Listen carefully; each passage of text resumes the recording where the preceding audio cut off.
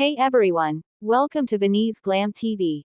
To stay up to date on the latest content, be sure to subscribe, like, comment. We'd love to hear from you. Let us know where you're watching from. The Curse of the Dark Sorcerer. The tale of King Eldric's kingdom. In a distant land, long before the rise of great cities and kingdoms, there was a kingdom named Lythera, nestled between the towering mountains and thick forests. Lythera was a peaceful place where the people lived in harmony, and the crops grew lush under the warm sun. The kingdom was ruled by a wise and kind king, King Eldric. His reign was a time of prosperity, peace, and unwavering justice. But that peace would not last forever. Far in the dark and forbidding marshlands, there lived an evil wizard named Thalgar. His heart was twisted with malice, his eyes as cold as the darkest shadows, and his soul tainted by centuries of forbidden magic. Thalgar was once a scholar in the royal court, seeking knowledge of the ancient arts. But his hunger for power corrupted him. He became obsessed with dark magic, seeking the secrets to immortality and ultimate dominion over the land. When King Eldric discovered Thalgar's sinister practices, he ordered his banishment, fearing the evil that Thalgar had come to represent. But Thalgar swore revenge on the king and the kingdom, vowing to bring about its ruin.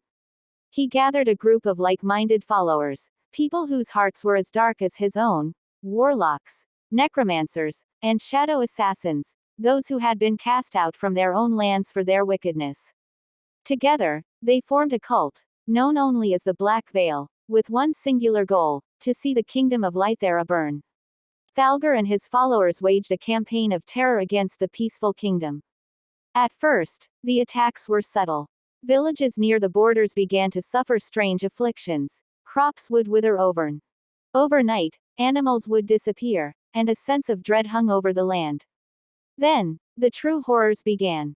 Thalgar's dark magic spread, as his followers cast curses upon the villages, sending shadows to possess the minds of the people.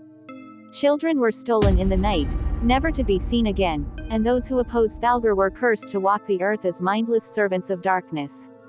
One fateful night, Thalgar unleashed his greatest weapon, a massive storm, unlike anything the kingdom had ever seen. Black clouds covered the sky, and the wind howled with the sound of lost souls. Thalgar summoned terrible beasts, creatures of the night with red glowing eyes, and wings that stretched across the heavens. These beasts ravaged the land, burning homes and slaughtering innocent villagers. King Eldric rallied his knights, leading them into battle against Thalgar's army of darkness. But no matter how hard they fought, the beasts of shadow and the sorcerers seemed invincible.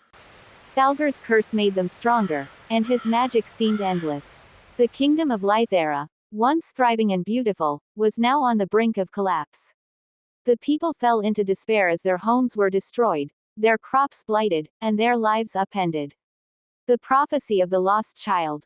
In the midst of all this devastation, there was an old prophecy, a legend passed down through generations of Lythera's royal family. It told of a time when a great darkness would fall upon the kingdom, and only a child of pure heart, an orphan with no blood ties to the throne, would be able to bring an end to the evil that plagued the land. But the prophecy had long been forgotten, dismissed as mere fairy tales by those who lived in the comfort of peace. Little did they know, the one who would fulfill this prophecy had already been born. In the depths of a burning village, in a small, forgotten corner of the kingdom, lived a young orphan named Amara. She had no memory of her parents, nor any knowledge of her lineage. Raised by the village healer, an elderly woman who cared for Amara as if she were her own, the girl was known for her kindness and fierce courage. Amara had no special talents or gifts, except for an unyielding spirit that could not be broken, even in the darkest of times.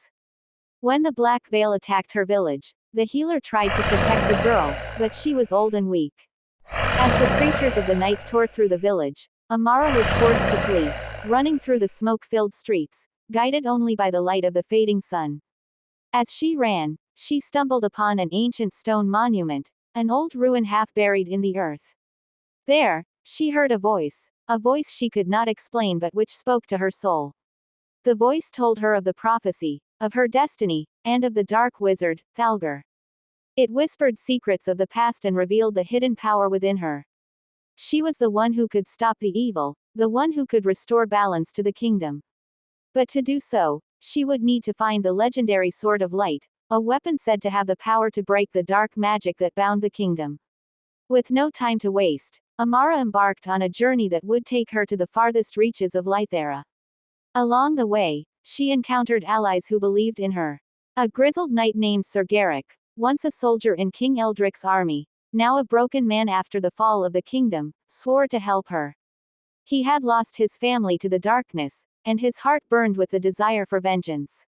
Together, they ventured deep into the forests, through ancient ruins, and across the mountains where the Sword of Light was said to be hidden. Along the way, Amara began to discover strange abilities within herself, abilities she had never known. She could heal the wounded with a mere touch, and the darkness that had once seemed so overwhelming now recoiled at her presence. Finally, after many trials, Amara and Sir Garrick reached the Temple of the Elders, an ancient place forgotten by time. There, deep within the temple, they found the Sword of Light, glowing with an ethereal power, its blade pure and untarnished by time. As Amara grasped the sword, she felt its energy surge through her, filling her with newfound strength.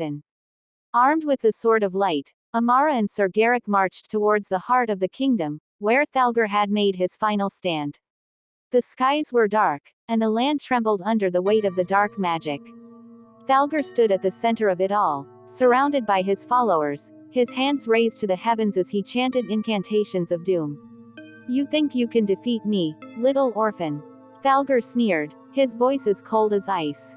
"You are nothing." But Amara, standing tall and unwavering, raised the Sword of Light high. "I am not nothing," she declared, her voice echoing with the power of the ancient prophecy. "I am the hope of Lythera. I am the light that will cast you down." With a cry, she plunged the sword into the heart of Thalgar's dark magic, shattering his curse and breaking his hold over the land. The sky cleared, the wind calmed, and the beasts of darkness crumbled to dust. Thalgar let out a final scream, his form disintegrating into nothingness as his power was consumed by the light. The kingdom of Lythera, once on the brink of destruction, was reborn. The crops flourished once again, the people returned to their villages, and the sun shone brighter than ever before. Amara, the orphan girl who had saved the kingdom, was hailed as a hero. King Eldric, who had been lost to despair, was restored to his throne, his heart filled with gratitude for the child who had restored his kingdom. Though Amara had no family, she was adopted by the king and raised as his daughter, honored and loved by the people.